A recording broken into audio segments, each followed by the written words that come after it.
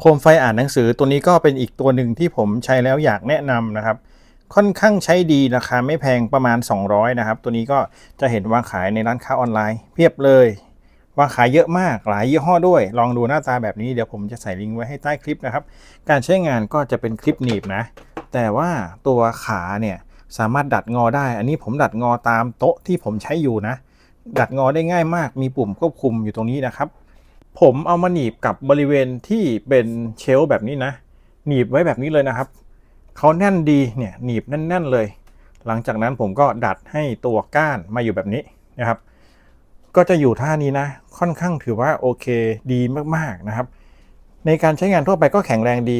เนี่ยแข็งแรงดีอาจจะมีสั่นนิดหน่อยถ้าเราไปเคาะมันจริงๆถ้าเราไม่เคาะก็นิ่งดีนะครับแน่นมากดัดได้เลยผมดัดมาท่านี้เข้ากับโต๊ะพอดี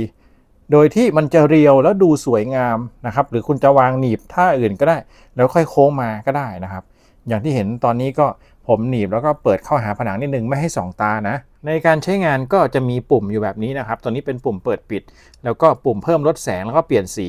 นะครับผมจะกดเปิดนะนี่นะครับเปิดมาแล้วนะแล้วก็หลังจากนั้นก็ลดแสงครับ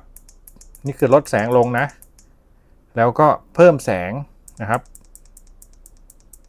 เพิ่มแสงได้เยอะมากๆนะครับลองลดอีกทีหนึ่ง1 2 3 4 5 6 7 8 9 10ประมาณ10ลำดับนะครับ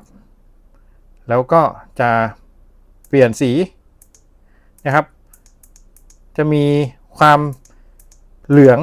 ต่างกันนะครับผมปรับแบบนี้ก่อนนี่คือเหลืองนะแล้วผมก็จะปรับให้เป็นสีเหลืองน้อยลงก็จะออกเป็นโซนขาวนะขาวสักพักหนึ่งนะครับผมจะสลับสีนะเป็นเหลืองเข้มนี่เป็นแสงขาวนะแล้วก็เหลืองขึ้นมาอีกนิดหน่อยเหลืองเข้มขาวมี3สีนะครับให้เลือกปรับได้นะครับก็จะมีเหลืองเข้มตัวนี้เหลืองเข้มนะแล้วก็ขาวเหลืองอ่อนนะครับ